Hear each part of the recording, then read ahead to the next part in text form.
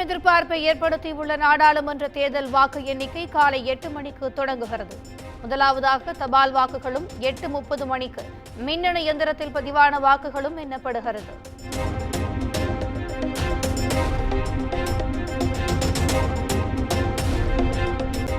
நாட்டின் செங்கோலை கைப்பற்றப் போவது யார்? தேசிய ஜனநாயக கூட்டணி, இந்தியா கூட்டணி இடையே கடும் போட்டி.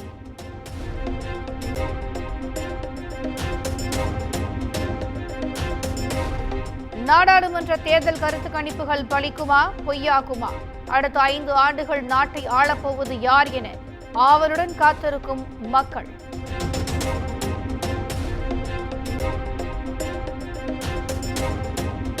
நாடு முழுவதும் வாக்கு எண்ணிக்கையை 3 அடுக்கு பாதுகாப்பு.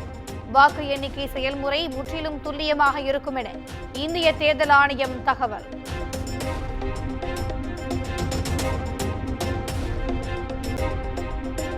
முதலில் தபால் வாக்குகள் எண்ணப்பட்டு கரும்பலகையில் எழுதப்படும் என தமிழக தலைமை தேர்தல் அதிகாரி சத்யபிரதா சாஹூ தகவல். அனைத்து சுற்று வாக்கு எண்ணிக்கை முடிந்த பின் தபால் வாக்கு எண்ணிக்கையையும் சேர்த்து அதிகாரப்பூர்வமாக முடிவுகள் தெரிவிக்கப்படும் என அறிவிப்பு.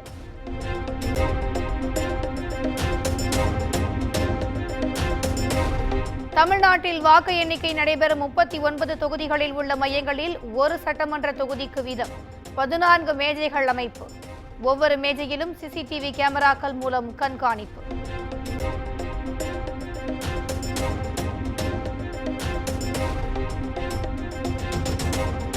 தமிழ்நாட்டில் 39 தொகுதிகளில் வாக்கு எண்ணிக்கை 43 கட்டங்களில் உள்ள 234 அறைகளில் நடைபெறுகிறது. வாக்கு எண்ணிக்கை காக்க 3000க்கும் மேற்பட்ட மேசைகள் அமைப்பு. தேவைப்படும் இடங்களில் கூடுதல் மேசைகள் அமைக்க ஏற்பாடு.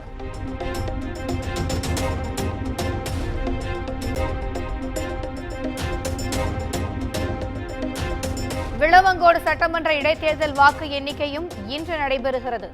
13 மாநிலங்களில் உள்ள 26 தொகுதிகளில் இன்று இடைத்தேர்தல் வாக்கு எண்ணிக்கை.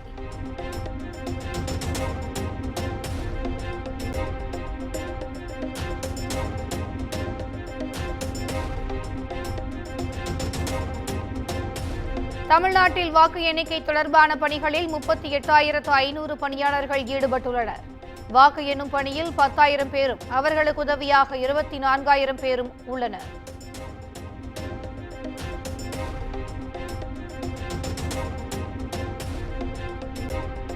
முப்பத்தி 9 தொகுதிகளில் வாக்கு எண்ணிக்கை பணிகளை தீவிரமாக கண்காணிக்க ஏற்பாடு.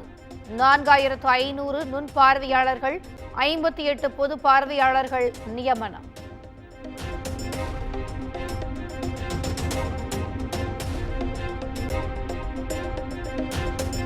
தமிழ்நாட்டில் குறைவான எண்ணிக்கையில் வேட்பாளர்கள் போட்டியிடும் 14 தொகுதிகளில் மாலைக்குள் முடிவுகள் தெரியவரும்.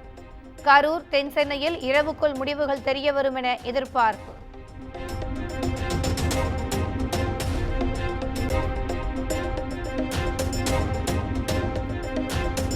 தென்காசி வாக்கு எண்ணும் மையத்திற்கு கொண்டு செல்லப்பட்ட தபால் வாக்கு பெட்டிகள் சீல் வைக்கப்படாமல் இருந்ததால் பரபரப்பு. முறைகேடுகள் நடைபெறும் என கட்சி பிரமுகர்கள் வாக்குவாதம் செய்ததால் சீலிட்டு அனுப்பி வைப்பு.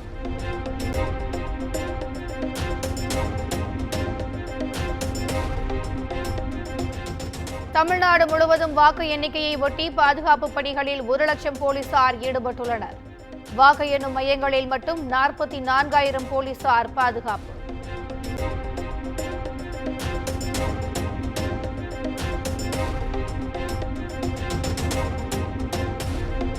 புதுச்சேரியில் வாக்கு எண்ணிக்கை மையங்களிலும் 3 அடுக்கு பாதுகாப்பு. 5 மையங்களில் வாக்கு எண்ணும் பணியில் 1000 பணியாளர்கள்.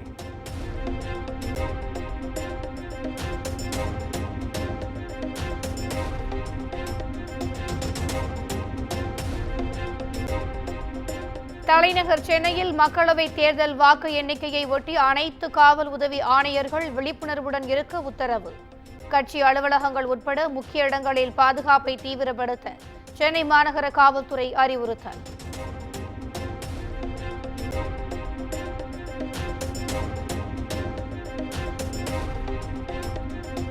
சென்னையில் உள்ள வாக்கு எண்ணும் மையங்களுக்கு நேரில் சென்று சென்னை காவல் ஆணையர் மற்றும் மாநகராட்சி ஆணையர் ஆய்வு. வாக்கு எண்ணும் மையங்களின் கட்டமைப்புகள் மற்றும் சிறப்பு முன்னெச்சரிக்கை ஏற்பாடுகளை பார்வையிட்டனர்.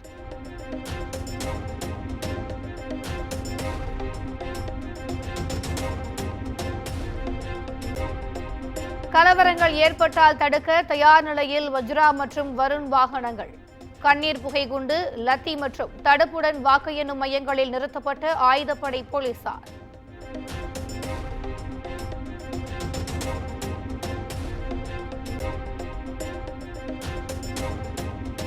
வாக்கு எண்ணும் மையங்களில் தடையில்லா மின்சாரத்திற்கு சிறப்பு ஏற்பாடு. எக்காரணம் கொண்டும் மின்சாரம் தடைபடக்கூடாது என அதிகாரிகள் உத்தரவு.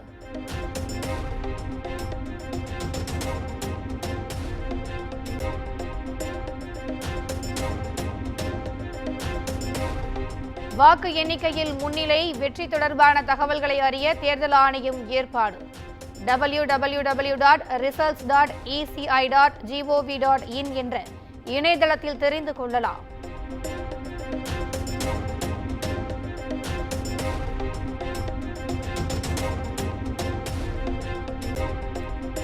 மக்களவைத் தேர்தல் வாக்கு எண்ணிக்கை முடிவுக்காக கன்னத்தில் கை வைத்து காத்திருக்கும் 8360 வேட்பாளர்கள். டெபாசிட் கிடைக்குமா என 47% சுயேட்சை உட்பட ஏராளமான வேட்பாளர்கள் திகிலுடன் காத்திருப்பு.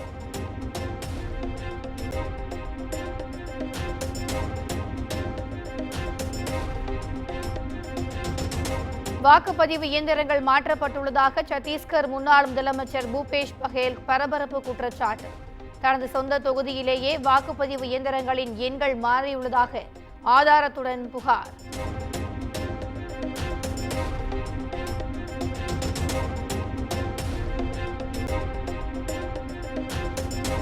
தேர்தல் முடிவுகளை அறிவிப்பதில் பிரச்சினை ஏற்பட்டால் உடனடியாக தலையிட்டு ஜனநாயகத்தை நிலைநிறுத்த வேண்டும். குடியரசுத் தலைவர் மற்றும் உச்சநீதிமன்ற தலைமை நீதிபதிக்கு சென்னை உயர்நீதிமன்ற முன்னாள் நீதிபதிகள் 7 பேர் கடிதம்.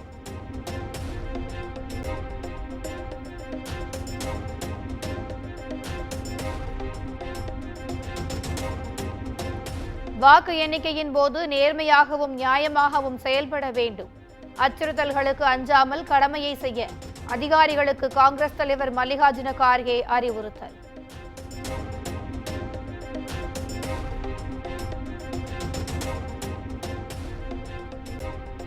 தேர்தல் வெற்றிக்கு பிறகு டெல்லியில் இன்று மாலை பிரதமர் நரேந்திர மோடி தலைமையில் பேரணி நடத்த திட்டமிட்டிருப்பதாக தகவல். பிரதமர் மோடி இல்லம் அமைந்துள்ள லோக் கல்யாண் மார்க்கிலிருந்து பாஜக தலைமை அலுவலகம் வரை நடக்கும் பேரணியில் பாஜக முக்கிய நிர்வாகிகள், தொண்டர்கள் உள்ளிட்டோர் பங்கேற்பு.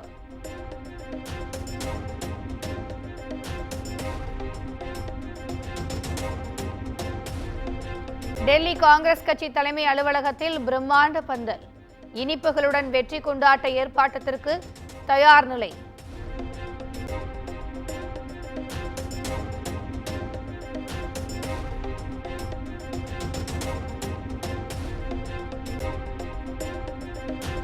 மூன்றாவது முறையாக மோடி பிரதமராக வேண்டி தங்கத்தேர் எழுத்து வழிபாடு செய்த தமிழிசை. தோல்வியை முன்கூட்டியே அறிந்து கொண்டு வாக்கு இயந்திரங்கள் மீது எதிர்க்கட்சிகள் குறை சொல்வதாக குற்றச்சாட்டு. திராவிட முன்னேற்ற கழகம் வெற்றி பெற்ற போது வாக்கு இயந்திரத்தை அவங்க குறை சொல்லல. ஆக எல்லாமே தேர்தல் நடைமுறை. இது அவர்களின் தோல்வி பயத்தை மற்றவர்கள் மூலமாக அவர்கள் தெரியப்படுத்தி இது ஒரு அரசியல் சார்ந்த ஒரு கருத்து. தேர்தலுக்கு பிந்தைய கருத்து கணிப்புகளுக்கு முற்றிலும் மாறுபட்டே தேர்தல் முடிவுகள் வரும். கருத்து கணிப்புகள் அனைத்தும் பொய்க்கும் என காங்கிரஸ் முன்னாள் தலைவர் சோனியா காந்தி கருத்து.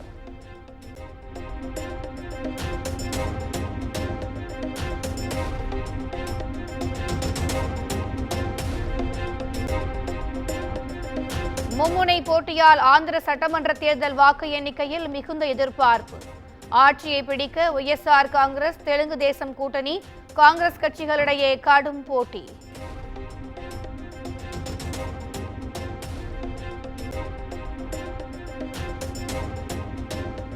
ஒடிசாவில் சட்டமன்ற தேர்தல் வாக்கு எண்ணிக்கை இன்று காலை தொடக்கம். நவீன் பட்நாயக் 6வது முறையாக ஆட்சி அமைப்பாரா என எதிர்பார்ப்பு.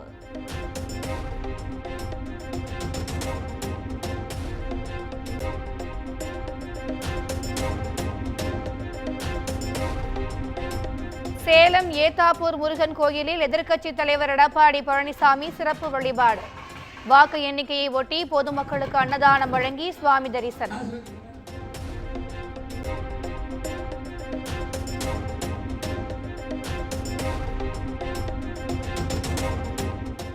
தேர்தல் முடிவுகள் வெளியான பிறகு இந்தியா கூட்டணி தலைவர்கள் ஆலோசனை கூட்டம். அகில இந்திய காங்கிரஸ் கட்சி அழைப்பு.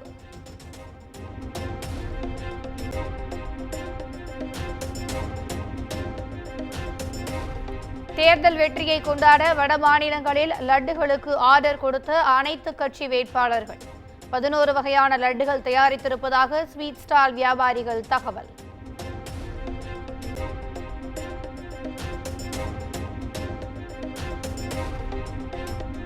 பிரதமர் மோடியுடன் பீகார் முதலமைச்சர் நிதிஷ்குமார் சந்திப்பு.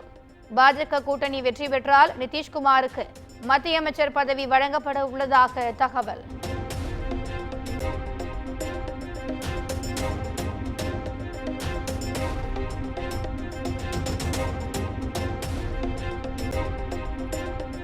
வாக்குப்பதிவுக்கு பின் 150 மாவட்ட ஆட்சியர்களுடன் மத்திய அமைச்சர் அமித்ஷா மிரட்டியதாக குற்றச்சாட்டு. மனுவை நிராகரித்து பதிலளிக்க காங்கிரசின் ஜெயராம் ரமேஷுக்கு தேர்தல் ஆணையம் நோட்டீஸ்.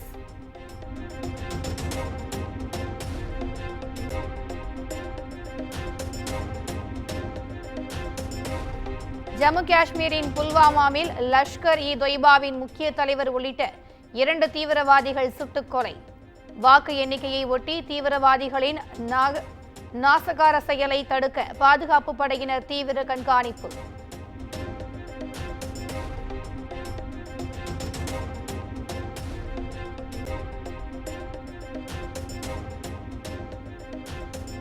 பத்தாம் வகுப்பு பொதுத் தேர்வு எழுதிய மாணவர்கள் விடைத்தாள் நகல் கேட்டு விண்ணப்பித்தவர்கள் இன்று பிற்பகல் 3 மணி முதல் பெற்றுக் கொள்ளலாம். www.dge.tn.gov.in என்ற இணையதளத்திலிருந்து பதிவிறக்கம் செய்யலாம் என அரசு தேர்வுகள் இயக்ககம் அறிவிப்பு.